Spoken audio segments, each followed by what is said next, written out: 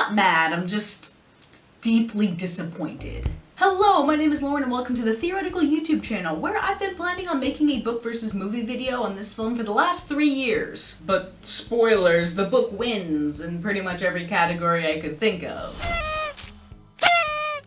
All in all, not a very exciting episode. But I still want to make a video about this movie because I have a lot of thoughts about it. And I've been a fan of this franchise for a long time, basically since the first book came out in 2013 and I was only a little bit out of the target demographic range. I'm grandfathered into the fandom, alright? Look, I even own this! Would a fake fan buy this? Probably. But would they have pre-ordered it? Anyway, the movie adaptation of The School for Good and Evil finally came out last week and it was okay. It was fine. Basically, it wasn't the worst adaptation I've ever seen. I mean, definitely no How to Train Your Dragon, but not quite a lightning thief situation. For the most part, I think the film accomplished what it set out to do, and if there are any kids watching Netflix who want a fairy tale story with a little bit of a dark edge, then this is passable. A little bit more cinematic than something like Descendants. Of course, my problem here is that this is just a mediocre movie based on a truly fantastic book. And if this is just supposed to be an entrance point for people who haven't read the book but maybe might want to someday, then fine, whatever. But what makes this not a good adaptation is that the film doesn't seem to understand what makes the book so intriguing in the first place. I don't want this video to come off as a ridiculously long diatribe from a fan who's upset that they changed something from the books, because that's a critically flawed argument. Adaptations need changes in order to tell a complete story in a new medium. The art of adaptation comes from knowing where to trim and to stretch and to add new material. But where this particular film completely missed the boat, or terrifying stim fried, is that it just feels like a directionless and distilled version of every truly unique idea from the book. This movie has a similar plot, but it doesn't understand why that plot happened, so we just end up with a weak imitation of a great story. But enough with this rambling and way too long introduction that was stretched out to include useless background information and pointless asides. Hint, freaking hint! Let's just unpack this thing. This counts as my Halloween video this year because lackluster adaptation is spooky. So, what is The School for Good and Evil? If I believe that this film isn't doing the story justice, then what should this thing actually be about? Well, The School for Good and Evil is a young adult, middle grade fantasy novel published back in 2013 and written by Soman Shinanai. I'm truly sorry for never pronouncing the author's last name correctly. I've had 9 years to learn this and I still don't know how many Nananais there are.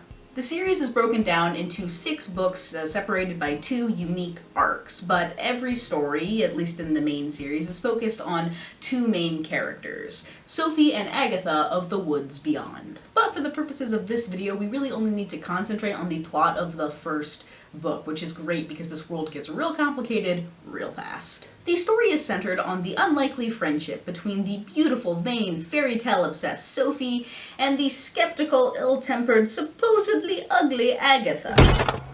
Hey, ugly. We'll get back to why I'm saying supposedly in quite a few minutes. Both girls live in a small town where every 4 years 2 teenagers are kidnapped in the middle of the night by an entity only known as the Schoolmaster and never seen again. But over time, the town notices that the missing children have begun to reappear, but in the pages of the storybooks that regularly and mysteriously appear in the local town bookshop. Rumors begin to spread that the reason that 2 children are chosen every 4 years is that they have been selected for the School for Good and Evil, which trains them to be either fairy tale heroes or villains, respectively. Spoilers, the rumors are 100% correct. Kind of a suspiciously spot-on guess, if you ask me. Sophie, the girl who loves pink and beauty and everything good, grows up completely buying into this narrative. She wants to be kidnapped because then she'll become a princess. But Agatha, not so much. We have to get out of here.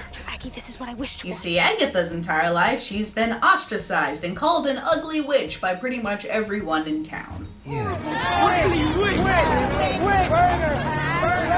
It doesn't help that she also lives in a graveyard, generally hates all people, and her mother is a doctor who primarily deals in potions. You don't get a lot of customers. Agatha adamantly does not believe in fairy tales, but when the time comes and the schoolmaster arrives to collect 2 children, 1 good and 1 evil, He kidnaps Sophie and Agatha, a princess and a witch. But when they actually arrive at this seemingly very real school, Sophie is the one who's unceremoniously dropped into the school for evil, and Agatha is taken to the school for good. Oh, I must be in hell.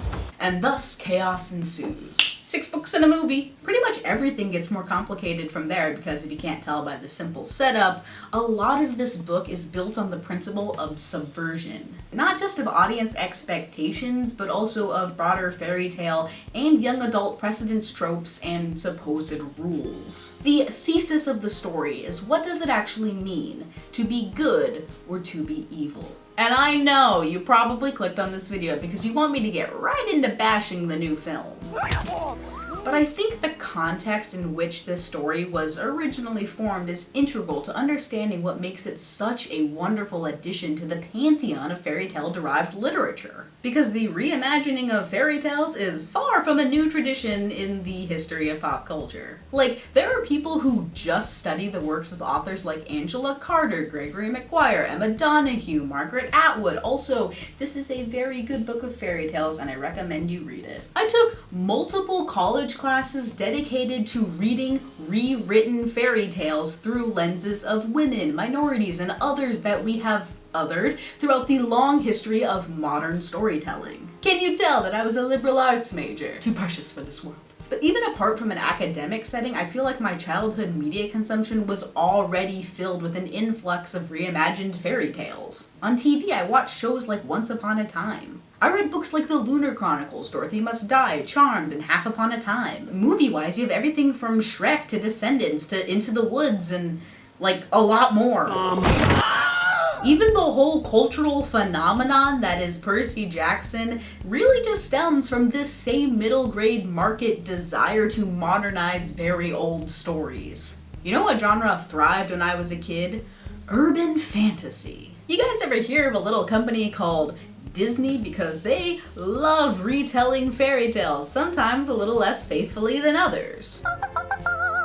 And according to the box office, you all love it too. Do you realize how many different versions of Cinderella there are? So rewind your mind all the way back to 2013 and try to imagine a little, slightly smaller 13-year-old Lauren sitting alone in her room. I don't know why I specified that I was alone, but it was probably true. Next to my bed is a brand new copy of House of Hades from the Heroes of Olympus series. I just finished watching the season 3 finale of Once Upon a Time. I'm getting all ready to go watch Frozen for the first time. And I'm avoiding reading Cinder because I'm prejudiced against the high heel on the cover. And we're just 2 years away from the horrible R&B remix of Be Our Guest. Be our guest, yeah, come on! This is the context in which the School for Good and Evil first entered my, and I would assume many other people's, lives. What I'm trying to say is that this particular book is not the most original idea on the whole planet. Because a school where the children of fairy tale characters go and interact with each other has been done, would be done, and will be done again. But SGE, we're extremely late into the game, but I'm gonna start abbreviating the title now, is my favorite example of how to write a story that lovingly subverts audience expectations by playing with tropes and the conventions of story itself. Except maybe story view. Can your protagonist actually be the villain? Why are beauty and goodness so intrinsically linked in the zeitgeist of children? What happens when you write a story where Prince Charming is actually super boring, and I don't really see why either of them were ever interested in him in the first place. Okay, I don't like Tedros. But I think I've put off actually talking about the film for long enough. After all, it's also a fairy tale reimagining, which I've now said I've historically enjoyed. So what is fundamentally missing from the film? Why doesn't it dazzle me the way the book still can even after the third time I've reread it? I mean, I can tell you exactly what's missing. A middle. This book is not very long, but it is dense. And by dense, I don't mean that it's particularly hard to read. It still thrives in that middle grade level, but a lot happens. It's a very plot-heavy novel. And of course, plot is very tied to pacing and how the book ends up flowing between its story points. But there is a crucial difference between plot and story. I know I said we were about to talk about the movie, but let's do a quick review of thousands of years of literary analysis. Plot is the sequence of events. Story does include the plot, but also encompasses the broader, more comprehensive narrative. This is Aristotle. He's a terrible person, but unfortunately he kinda nailed early literary analysis, and in his book Poetics, he wrote this. Every tragedy must have 6 parts, which determine its quality, namely plot, character, diction, thought, spectacle, and song. For context, ancient Greek plays were all either tragedies or comedies that had entirely different structures from each other, so for the purposes of this video, a tragedy is any dramatic storytelling. Basically, what Aristotle is saying is that a good story needs a good plot, but it also needs good characters, language, and themes. And that's what distinguishes a story from its plot. Now, Aristotle also wrote this about what constitutes a healthy plot. Tragedy is an imitation of an action that is complete and whole and of a certain magnitude. For there may be a whole that is wanting in magnitude. A whole is that which has a beginning, a middle, and an end.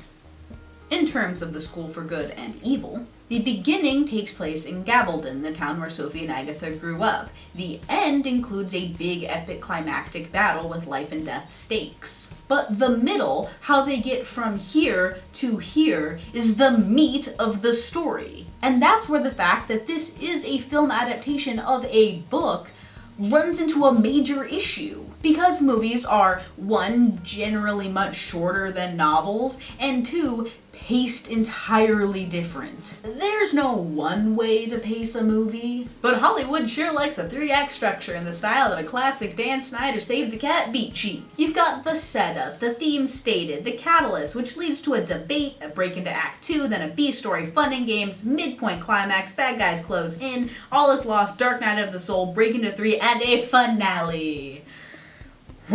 Okay, basically Act 1 consists of introducing the world and setting a norm before a catalyst or inciting incident comes along and shakes everything up. Act 2 is the bulk of the plot where we get the promise of premise, which basically means we get to see all the fun stuff that we initially bought a ticket for. The Act 2 midpoint is usually a victory moment, which is then followed by a series of events where everything goes wrong. And then Act 3 is the epic finale we've been waiting for. And the SGE movie actually follows this pretty darn cleanly. We've got our Act 1 setup with Sophie and Agatha in Gabaldon, and then they're chosen by the schoolmaster as our major story catalyst, which naturally results in the debate portion of the film, where Sophie insists that she's in the wrong school, and Agatha insists that they're straight up in the wrong world. But we break into Act 2 when they both agree to play the system in order to get home. We have our Act 2 promise of premise, or the fun and games portion of the film, when Sophie starts to fit in at the School for Evil and Agatha begins exploring what magic this world has to offer. It's very common to have montages or like semi-big set pieces in this part of a film. And then we have a midpoint victory where Sophie does win over Tedros, which is followed by a sequence of events where she loses Tedros and things take a dour turn for the worse. I thought you were good. No. No!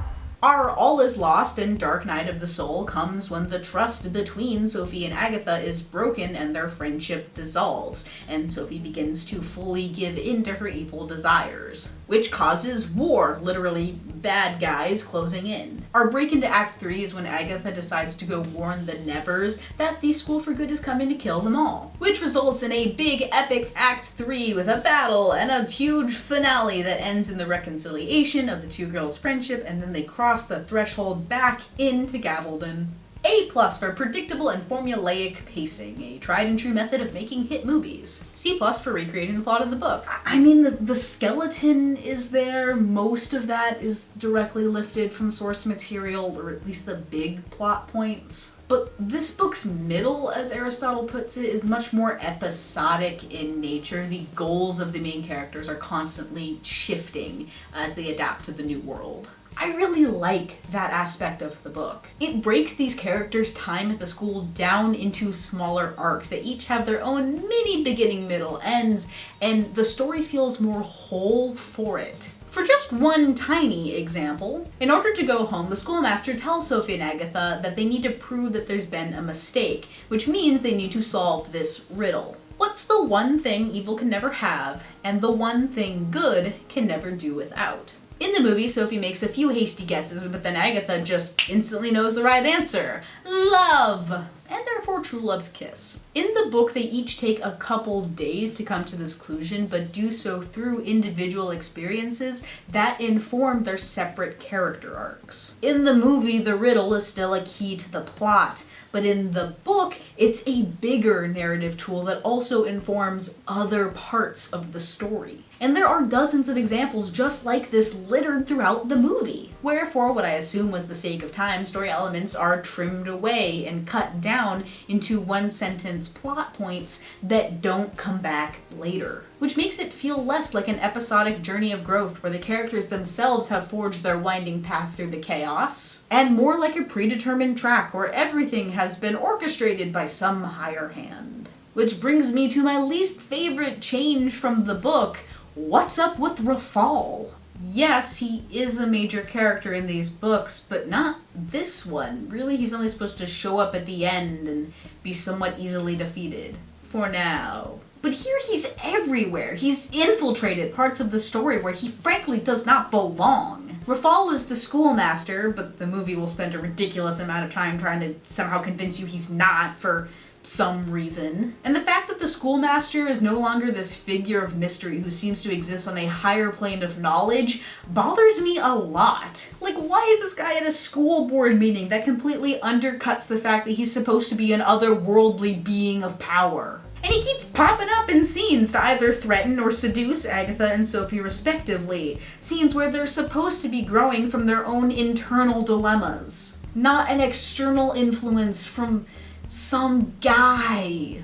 Rafal even ends up stealing the beginning of the story from our main characters. Why was this added prologue even necessary? We already get all of this information as either spoken exposition or flashbacks later on in the film. All it does is keep us from seeing Sophie and Agatha's friendship in action a little while longer. I guess my real issue here is that Rafal doesn't just end up being a main character in this movie, he's the main villain, which is supposed to be Sophie. But this film was really afraid to make Sophie a believable villain. I mean, sure, they'll pay lip service to her evil deeds, but if you look at the way she's written, the film just fundamentally doesn't understand that she actually is 100% evil. Clinically! Regardless of whether or not she's actually committing evil acts, Sophie is evil. That is the whole point of this book, right? That despite appearances, Sophie is vain and egotistical and always self-serving, and it takes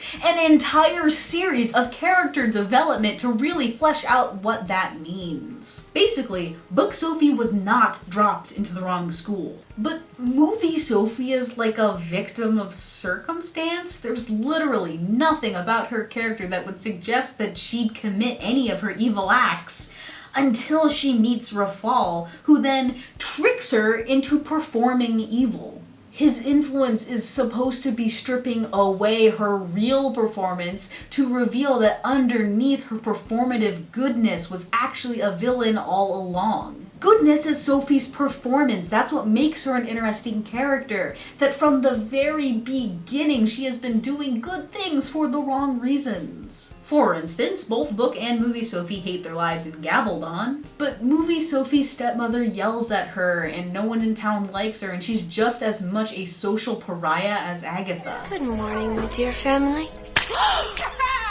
Hey, don't waste that tomato, Sophie! She even defends her from a creep by hitting him over the head with a frying pan. While book Sophie is actively preventing her father from remarrying because she's petty and thinks that the woman he's in love with is fat and not as pretty as her own mother was. Book Sophie has to ward off boys from the village because she thinks that she is too good for them. And book Sophie only ever started visiting the girl in the graveyard because she needed to perform some good deeds to prove how good she was, so the schoolmaster would kidnap her, take her to the school for good, and make her a princess. Because what's more good than befriending the ugliest social outcast in your life? From the very first chapter of the book, this is the Sophie that we follow. The one who we know is not as good of a person as she thinks she is. But the genius of all of these early events in the first chapter is that we're being told the motivations through Sophie's own perspective.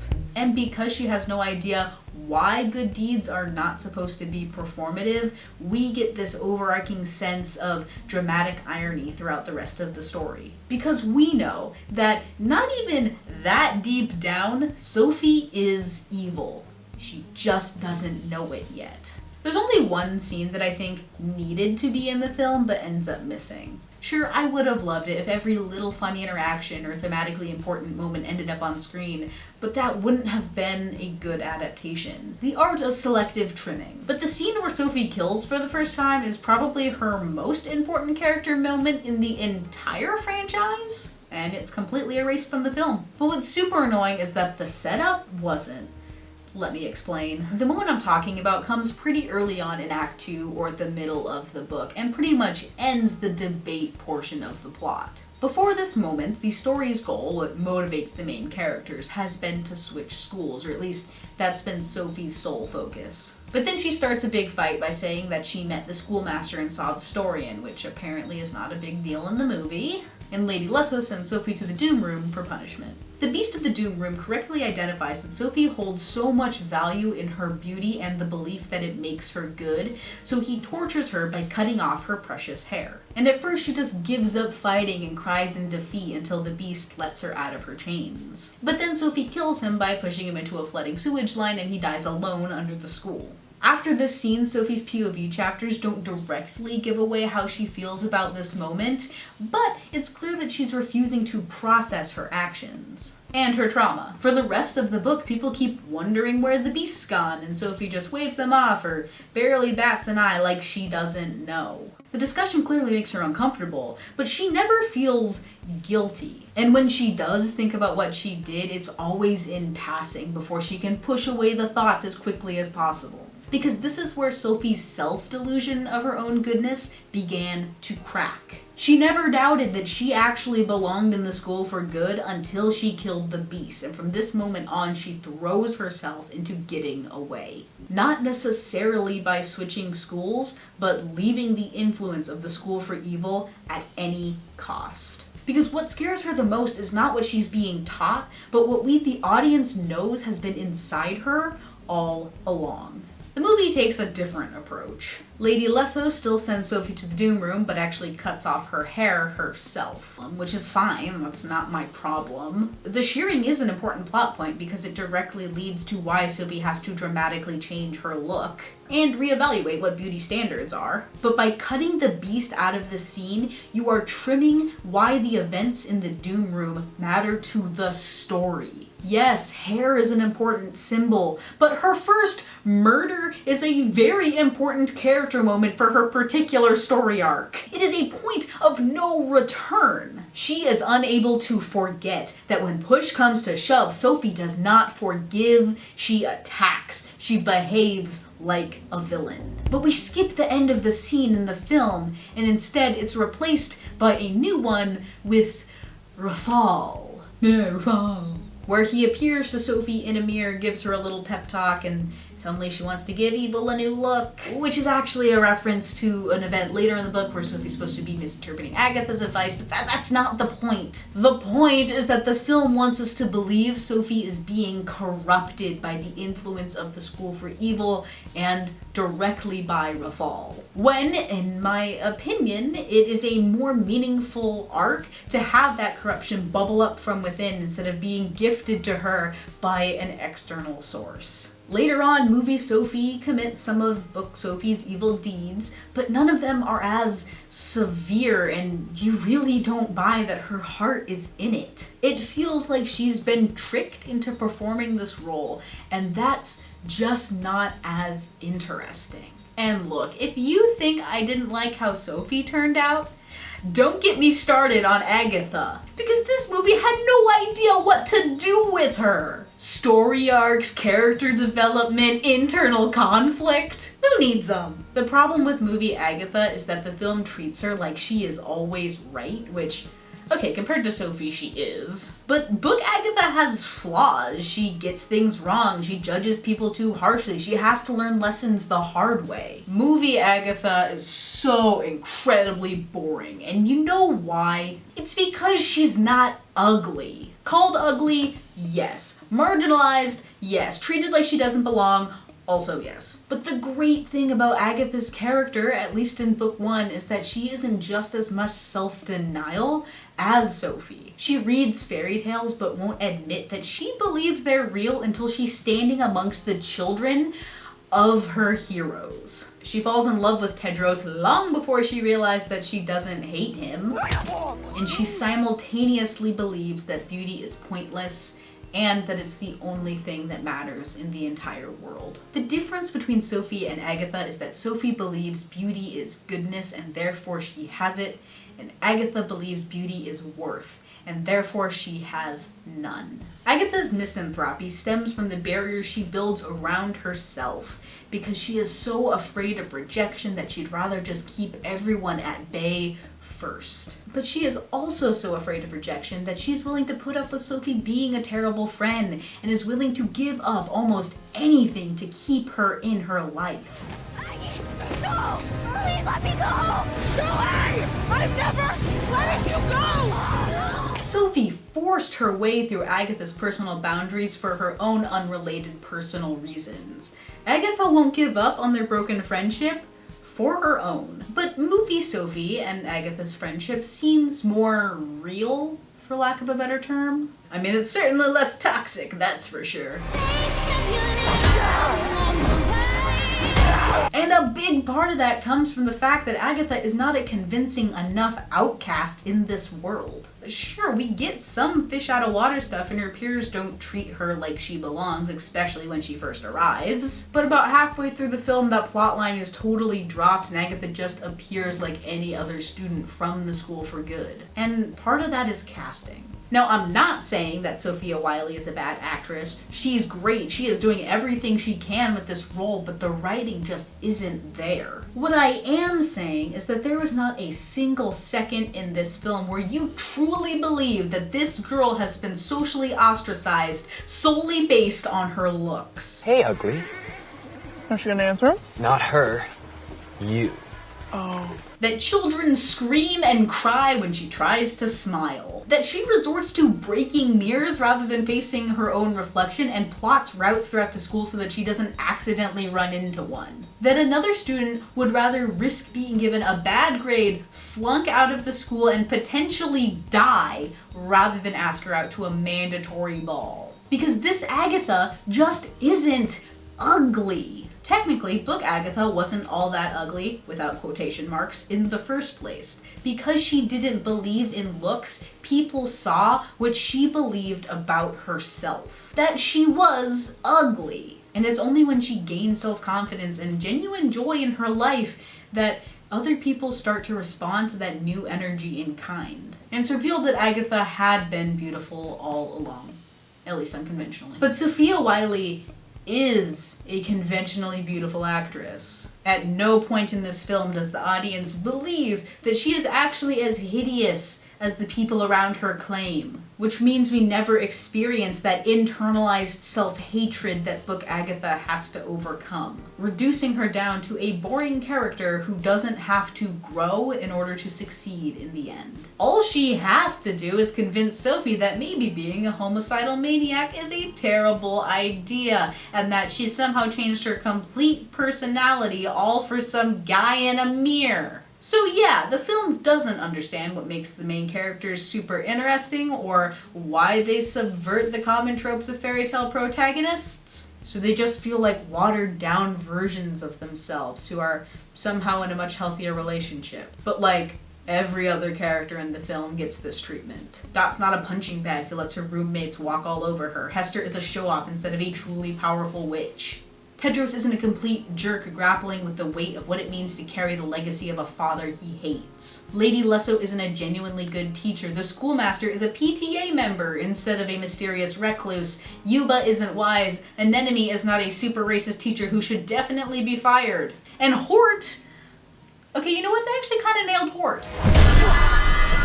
Been dying to do that all semester. But my point is this. In such a plot-heavy story, what makes the book so memorable is its wide cast of unique, nuanced, and original characters that populate it. And because Sophie and Agatha have such strong personalities, they don't get buried by a plot that just throws them around for a few hundred pages. They shine because you want them to learn and to change and to figure out how to reconcile their character growth with their friendship. It really feels like the writers of this movie did not understand the book they were adapting at all.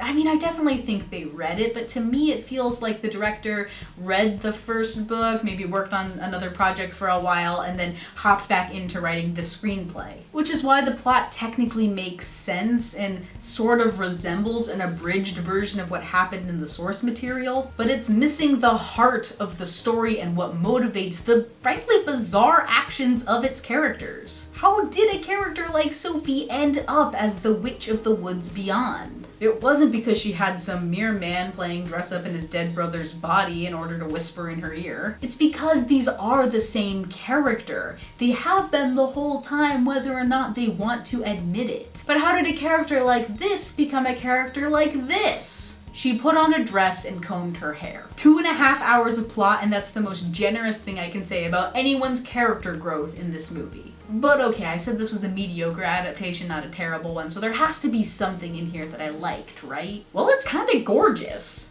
The sets in this film are amazing. I cannot believe how immersive they made everything feel. It really seems like you could just hop through the screen and explore it all yourself. And half of the visual effects are incredible, like the stimps and Hester's demon and when characters mogrify. But the wolf heads that look like CGI Muppets and the Wishfish visions that look like I could make them myself with the Adobe suite, pretty underwhelming. But really that just seems like it was a budget issue, and I do think they did a great job prioritizing the scenes that needed to look incredible. So points for that. And the acting was all pretty good. Like I said, Sophia Wiley is doing everything she can with this distilled version of Agatha. Sophia Ann Caruso looks like she was having a blast with Sophie, and the chemistry between them works really well.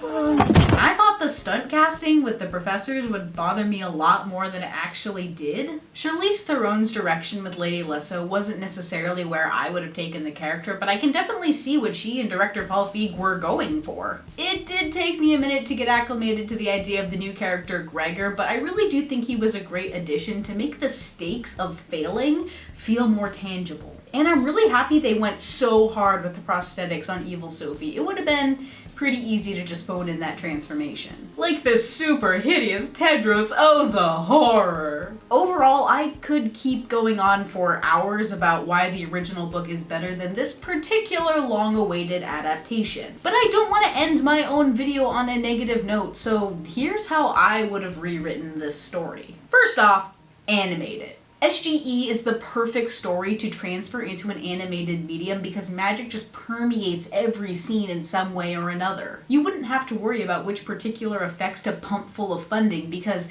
animating this surreal environment would make it all feel integrated into itself. Besides, having an animated Agatha fixes the casting problem of having to find someone who the audience can believably think is ugly until she just smiles and changes everyone else's perspective around her by shifting her own. You just come up with a more interesting character design and draw that transformation. Also, the world needs more animation, especially using some traditional techniques that could really amplify the dark, immersive world that So Min-Chin and I created. Like, can you imagine a Don Bluth style School for Good and Evil film? Or heck, make it a TV show! I don't want to argue that every single book needs to be made into a series instead of a film, but when the book has such a dense plot and each of those plot points actively work to build the story, this is the option that makes the most sense. Like I said earlier, the book is already episodic in nature. It would give the creator so much more space to build Sophie and Agatha's individual arcs,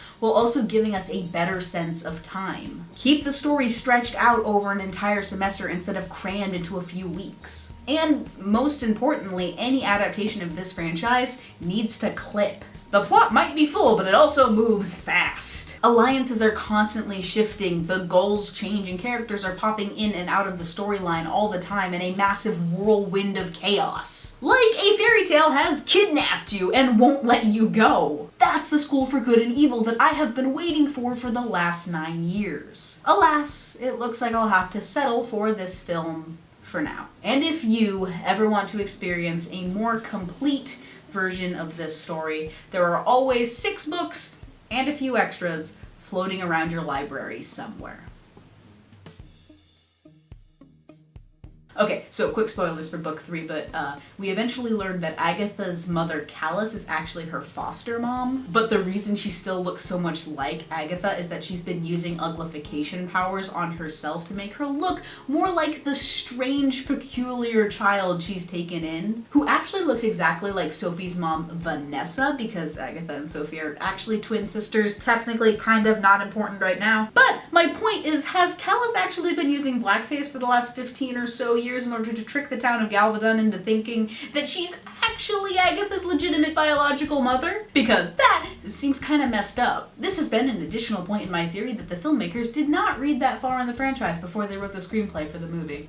Anyway, what do you guys think of this video? Or of the movie? Am I actually totally off base here and this is really a truly beloved adaptation that I somehow didn't enjoy? Let me know in the comments. And if you did like this video, please give us a like and subscribe to the channel for absolutely no other SGE content whatsoever. I mean, unless you want me to start making theories about these books. I would totally make theories about these books. I'll do it. I swear, I would dedicate this entire channel to the School for Good and Evil. I dare you to dare me. You can also follow us on Twitter at theory_central to watch my slow descent into madness because of a bad haircut and a mere man whispering in my ear about my destiny. And consider supporting us on Patreon like the incredible David W. and Alex Quinto, because covens are better in 3s. But that's nowhere near everything I have to say about this film. Like, seriously, anybody want to listen to a 2-hour tirade about how the cockroach scenes are criminally missing? My brother never makes videos anymore, or maybe I killed him, but he can't control me. I've gotten out with power! But yeah, thanks for watching. Tedros is the worst no matter what medium he's in, and I'll see you later. So long, Galvadon! Farewell, mediocrity! What did you do?